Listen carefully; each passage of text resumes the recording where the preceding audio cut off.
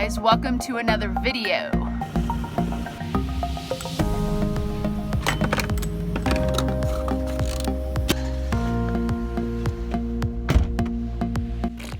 Alright, all done pumping gas. Now we're gonna go run some errands and we're gonna talk a little bit about my MEPS experience as a commissioned officer candidate. I'm doing this while I'm running errands because if you haven't seen any of my other videos, I have 4 kids, so to be uninterrupted during this little informational conversation, this is kind of the best time to do it. So before we really dive into this, I just want to say that my entire experience with the Air Force recruiting office has been nothing but positive.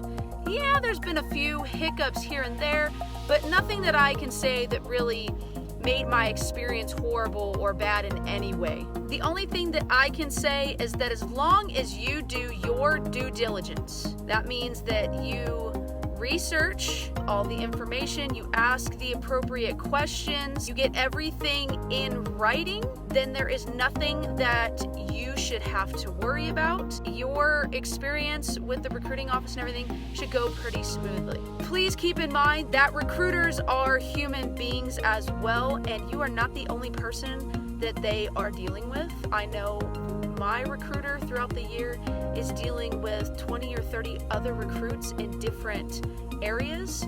So keep that in mind when you call them if maybe they don't get back to you right away. I'm gonna run in here and run an errand and then we'll get back into the nitty gritty.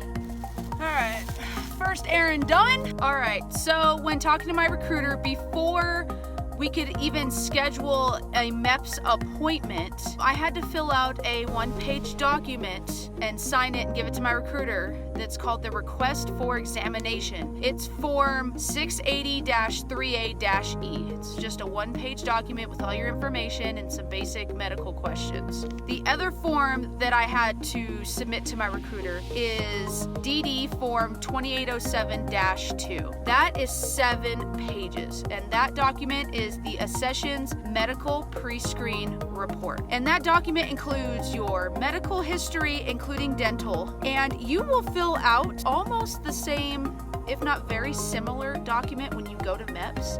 And this is one of those things where make sure that my answers match, because if something doesn't match, they're gonna see it. The only other thing is you need to obtain any medical records for any surgeries, or if you have scars, maybe you had stitches or something that they're gonna see, you need to make sure you get your medical records for those.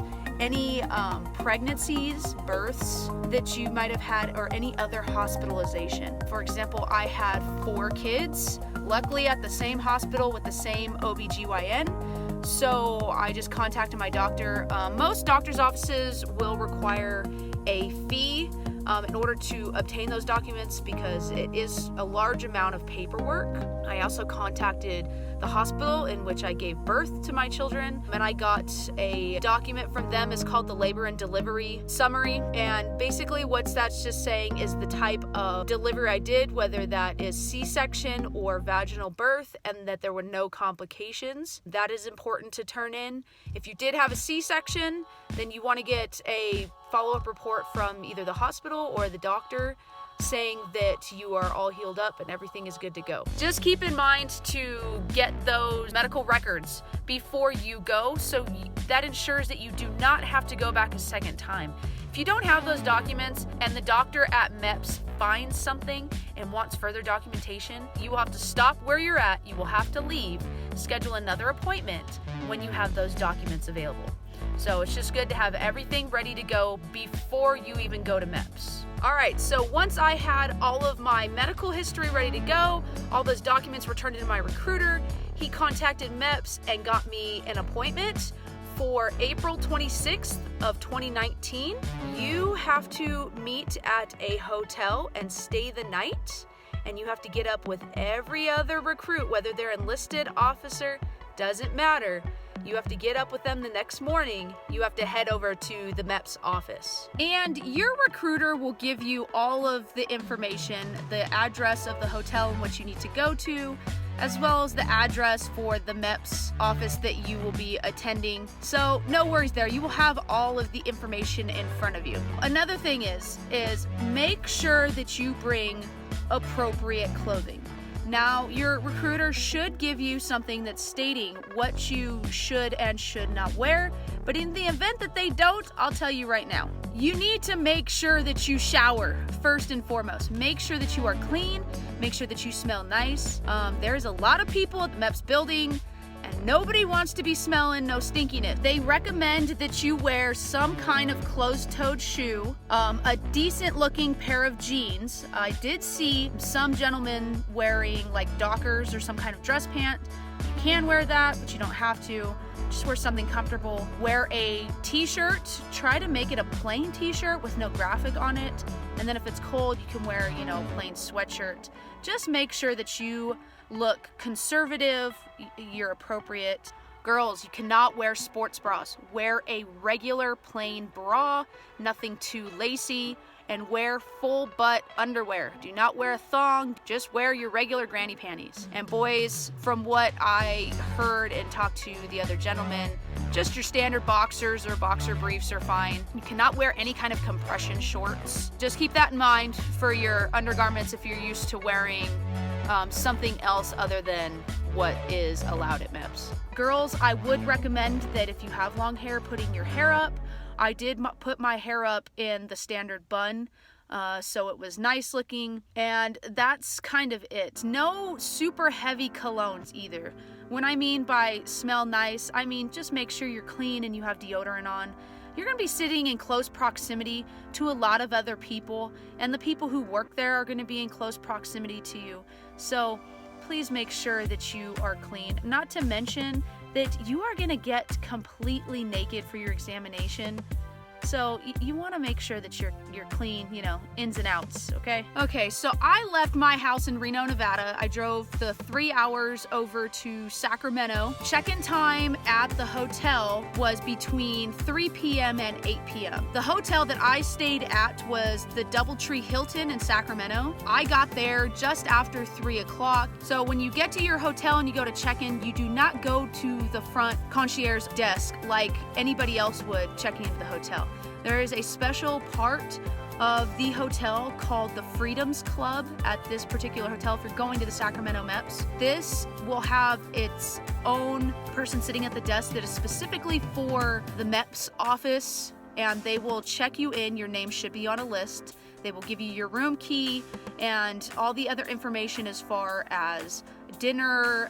There is a mandatory briefing, which I'll go over in a second, times you're supposed to get up and things like that. If you are driving your own vehicle, make sure you park in the front of the hotel, because in the morning, everybody will go as a group to breakfast, and then you will all walk out the front. Most people will be getting on the bus, but there will be a few people like myself who drove their own vehicles. So you want to make sure that you can get in line behind the bus in order to get out with the bus. It's a lot easier to get in line and get going, because in the morning, as soon as everybody gets on that bus, it is rush, rush, rush. So the one big perk about being a commissioned officer candidate is that you get your own room. You do not have to share. Everybody else who is going in as an enlisted, no matter what branch you are going in as, they have a buddy that has to stay with them at all times and that they're responsible for. And so it was really nice to check in and go up there and kind of relax and collect my thoughts or work on anything that I needed to work on. Now, dinner started at 5 o'clock. I went down to the cafe lounge right at 5 o'clock. They gave you a little ticket voucher. So when you go down and you sit down, you just gave that to the waiter. They gave you a special menu. I believe it had 3 or 4 options on it for dinner. I believe I had some kind of chicken with vegetables and mashed potatoes. I think there was a beef option and there was a vegetarian option as well. So the food wasn't great, but it wasn't bad either. After dinner, I went back to my hotel room for a little bit. The night's mandatory briefing wasn't till 8:30, so I still had a good hour and a half before I needed to be back down to the lounge area for the briefing. The Freedoms Club lounge was kind of an area for everybody. It doesn't matter what branch, officer, enlisted, didn't matter. It was an area for people to mingle, kind of talk, and have a good time. It had a pool table, a foosball table. It had some couches and seating area where you could watch TV or There were some movies available to watch. It also had a gaming area and kind of a little separate side room with some computers and such. So it was just a little area for people to mingle and kind of have a good time before, obviously, the next day you were going to go to MEPS, and a lot of these people were going to be shipping out. The briefing took place promptly at 8:30. The lady that was at the desk, she's the one who did the briefing. They did call roll, so if you weren't there, you were in trouble. She put on a movie. To tell you the truth, I can't remember what the movie was about, but it was like 15, 20 years old. It was a little outdated. And then after that, she went over what time lights were out. Lights were supposed to be out at 10 p.m. because everybody was going to get a room call at 4 a.m. to get up to get ready. And then I believe the earliest we could leave our room was 4:30 to head down to the cafe lounge for breakfast. And at that time, your room needed to be cleared out. In order to get breakfast, you had to turn in your room key. All of us sat down to eat breakfast. The cafe lounge was completely filled. I believe there was about 50 plus recruits. It was a buffet style breakfast with anything you could possibly think of.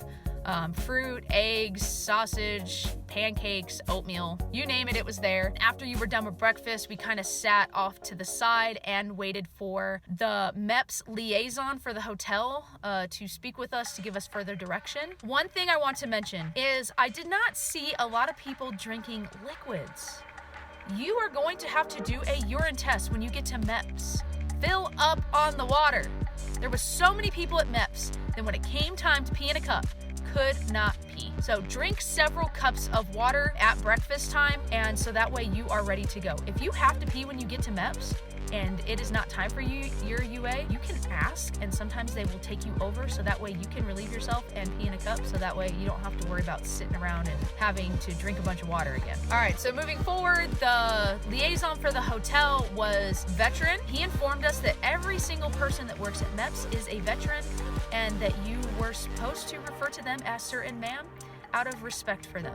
So just to keep that in mind, start practicing now. If you are not used to calling people sir or ma'am, just start doing it now. You're gonna have to do it forever anyways. So he gave us direction of how everything was gonna go as far as getting up and leaving. Everybody piled into the bus. Those of us had our cars. We got in our cars, got in line behind the bus, and we went off to the MEPS building. When we got to the MEPS building, just so you know, so you don't make the same mistake I did, you can park in the parking lot. Just take in your license plate number and give it to your liaison when you get in there, and they mark it down so the security guard will not write you a ticket. Everybody filed off of the bus. There was a section that they said for the gentlemen and then another line for the ladies. Now, out of the 50 plus recruits that were there, I think there was about 8 ladies, so our line was pretty short. Be aware that there are some drill sergeants. There was an older gentleman who took pride in yelling at everybody. I thought it was quite funny. Do I make you nervous? Sir! Sir, what? I was expecting it anyways. But yeah, he was pretty harsh on some of the younger gentlemen. But anyways, you file in. The ladies went first, and you had to go through security. You had to go through metal detectors and empty out all of your pockets. Then there was a separate room. Those that were not going back to the hotel, there was a room to put your backpacks and other items that you had. When you go to MEPS, you are required to bring your original social security card and a photo ID. For most of us, that would be a driver's license. Once you got through security, the only items you were allowed to take into the first section were your keys, your phone, your driver's license, your social security card. Everything else, if you drove your own car, just leave it in your car.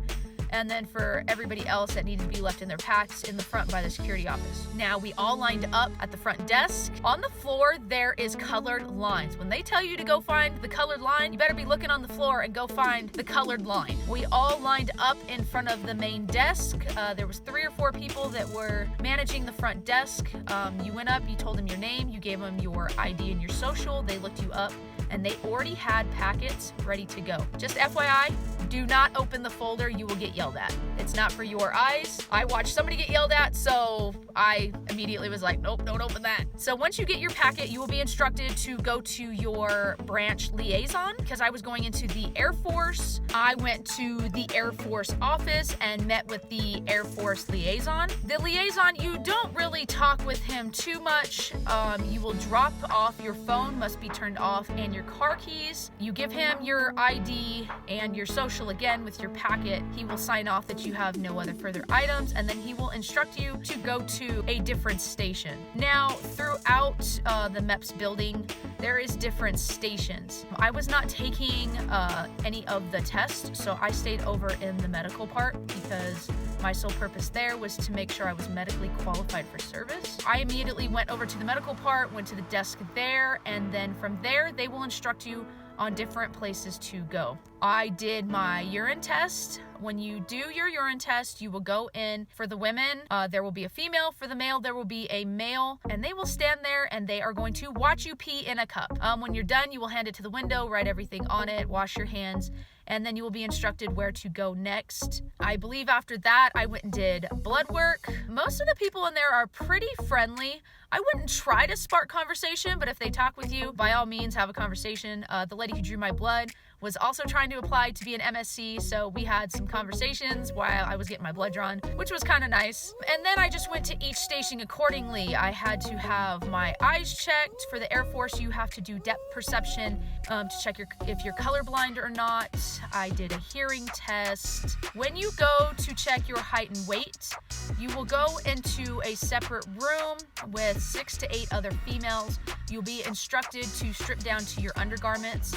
That is bra and underwear only, and they will do your height and weight. Next, I went into another room with only 2 other females. Again, we were instructed to get down to our undergarments, bra and underwear only, and then we do the infamous joint test, where you have to do various movements in front of a doctor. Now, our doctor for the day was male, so there was another female in the room at all times with him. We did things like squat, go down onto our knees. You had to hear your knees click the floor. We had to do the infamous duck walk. We had to hop on one leg. You had to move your arms and your fingers and your wrists and things in various weird movements. We had to bend over in front of him so he could see our spine. Just a bunch of stuff to check our mobility, our joint function, and things like that.